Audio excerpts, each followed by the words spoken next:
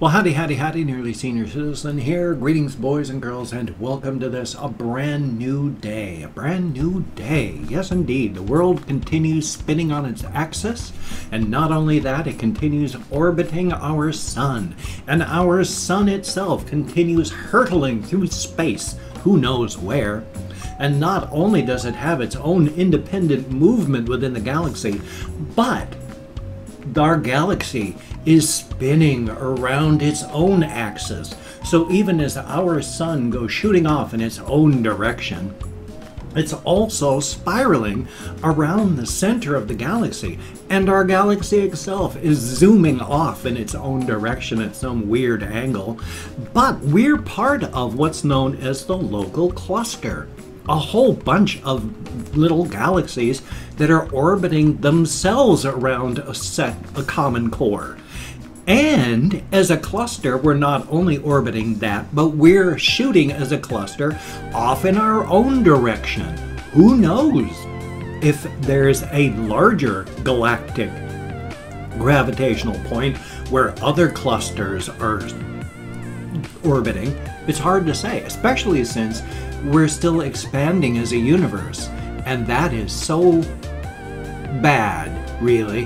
While it's nothing we can do anything about, this means as time goes on, our galaxies, our local clusters, our clusters of galaxies are getting farther and farther and farther away from each other. Soon, we won't even, by soon, I mean in cosmological terms, like billions or trillions of years. Soon, they'll be so far away, we won't even be able to see them anymore. The night sky will become dark because everything will have moved so far away. And then, will all of our local cluster galaxies will become farther and drift as space is created, as space continues expanding. And soon we'll be just one galaxy all by ourselves with nothing else around. And any inhabitant of that future, the universe will seem empty. They'll be alone. It won't be a full vibrant galaxy and a full vibrant universe. It'll be just a few stars in the sky and nothing else.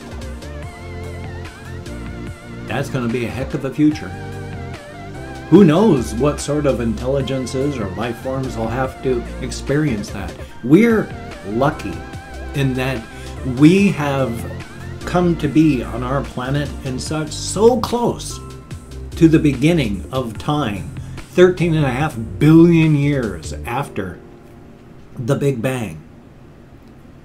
We are still caught in the explosion of the Big Bang. We can't even be seen because of the light and fury that's going on from the Big Bang. We're too early. But even at that, think of all those races that happened and were created earlier in time, 7 billion years ago, 10 billion years ago. What a different universe that would have been. Thumbs up and welcome to life.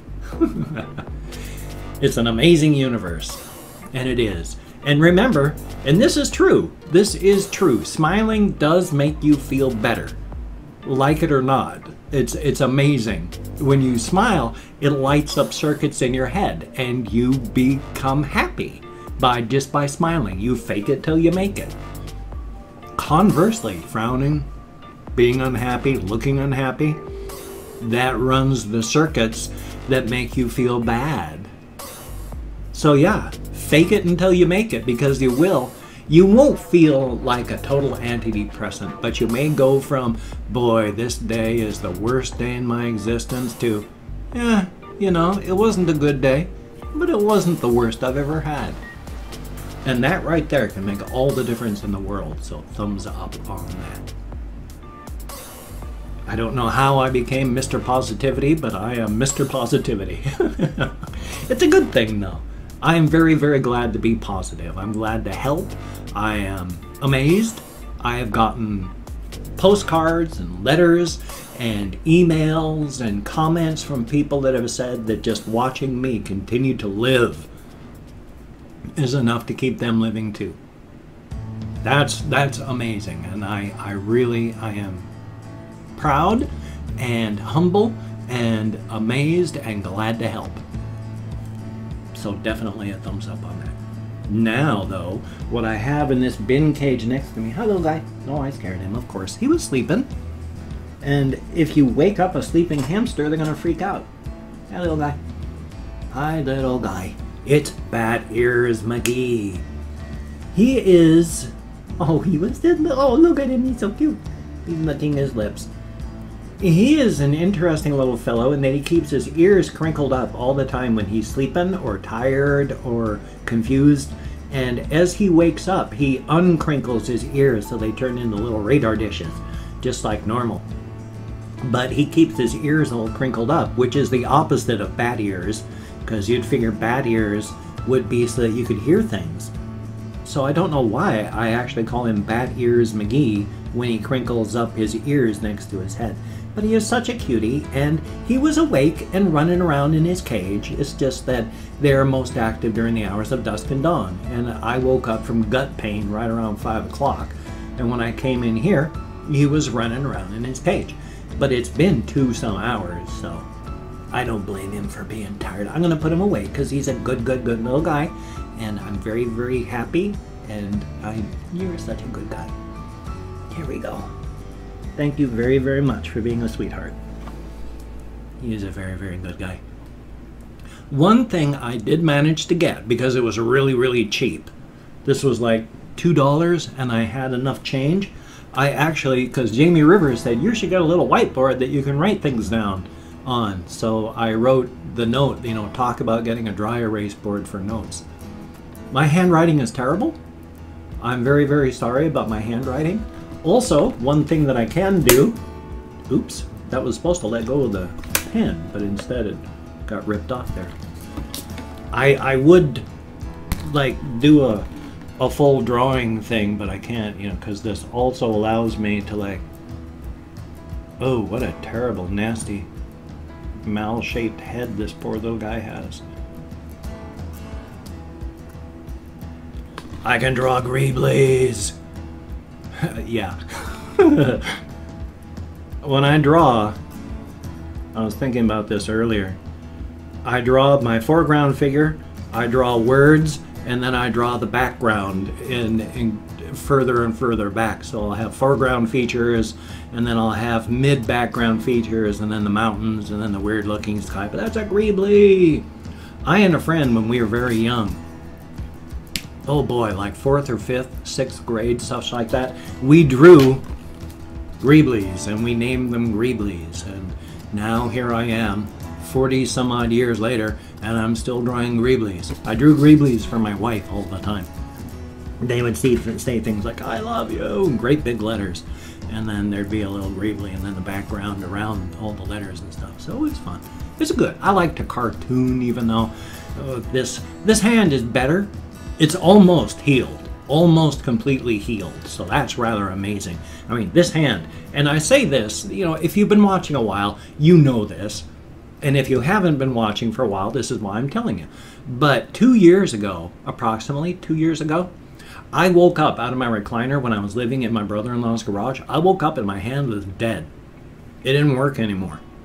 And I had no idea what was wrong. I mean, all I could do was bring in my fingers a little bit that way, and then I had to let muscle tone and gravity pull them out. I could bring my thumb in a little bit that way, but it took muscle tone and gravity to bring it back out. And that was it. I could do that, and that was all the movement of my hand. I couldn't raise it. I couldn't do anything else. It turns out I had a habit, and I still have a habit of falling asleep, but I would fall asleep in chairs in such a way that my arms would be between my body and the arms of the chair. And then I would fall to the side. But that would rest my full body weight up against this part of my arm. And that's where your radial nerve that controls this part of your hand goes. And so it was like, by leaning up against stuff like that as I fell asleep for hours at a time, it was like I had taken a rope and was running it over the sharp edges of a rock just constantly, until one day the rope just went snap, and I abraded the nerve so that there were only a very, very few motor fibers left, and my sensory nerves were about, it was in the range of normal. But if I was normally getting like 100% of signals, and I was at the far edge of normal where I was getting only 60% of the signal, for me that felt like my hand was numb. Excuse me. But I still had some sensory stuff within the range of normal. It's just that for me it felt numb.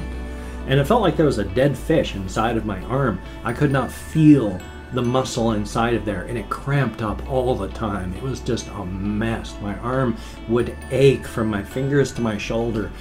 Just days I would wake up going, oh my God, my arm feels like someone smashed it with a hammer all the way from my fingers to my shoulder.